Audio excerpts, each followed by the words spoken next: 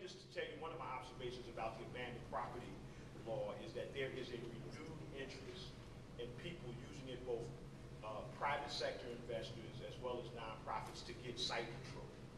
And because of the financial climate now, I'm just amazed at, because this bill had been passed a number of years ago, and the network was actually one of the prime movers of it.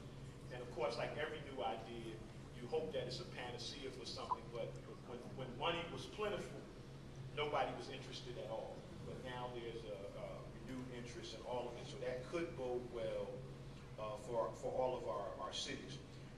Those cities who are not charging registration fees, our experience is we took our neighborhood preservation coordinator, who was working on a very specific project, and when that funding, neighborhood preservation funding left, the registration fees that we're able to generate actually paid for a position. That person is responsible for overseeing abandoned properties, not the cleanup or oversight of them, but dealing with financial institutions, collecting the registration fees, making sure that code enforcement, contacting realtors, because not only the creditor that we're putting pressure on, but anybody that's associated with that property. So if a realtor sign is on it, we bug them to death if we can't identify the owner, so they quietly give us the owner that they're representing. So we're using every tool available to us to get things done to that particular property.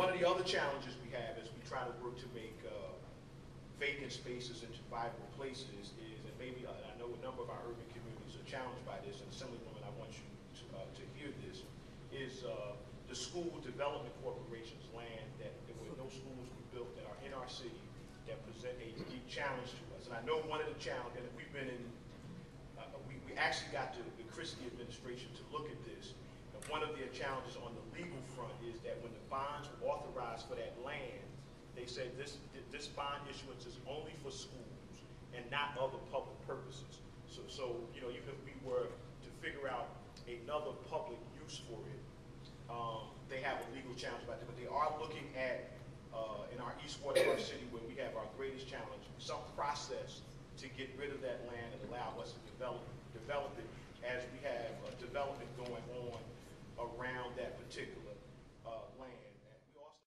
one of the things that we should be looking at, and I hope the network will join with the urban mayors in this, that we need to look at it as a part of the Superior Court system, and I asked Councilman Gonzalez and others, I know Rasmus Rocker has staff here, we need to be talking about an abandoned property court.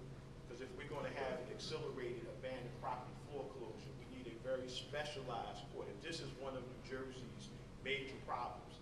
A specialized court to deal with abandoned properties would give us the kind of focus that we need. The other thing I think we can do, and particularly those who are on the elected side, I think we, and not a part of the necessarily the nonprofit side, we need to really build a grassroots coalition around abandoned property.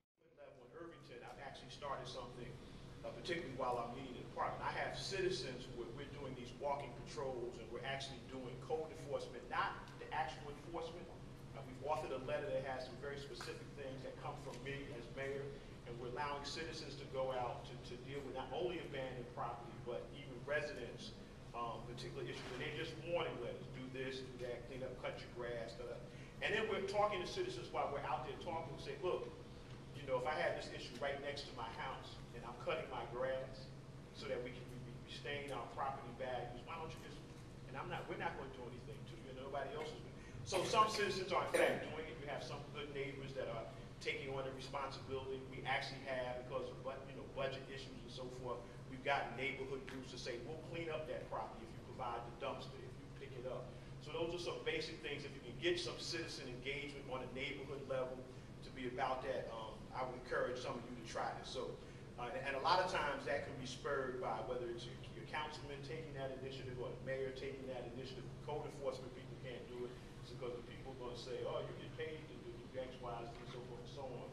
But so it's been working well for us. It's kind of a new process for us as we let citizens get engaged in looking at what's happening.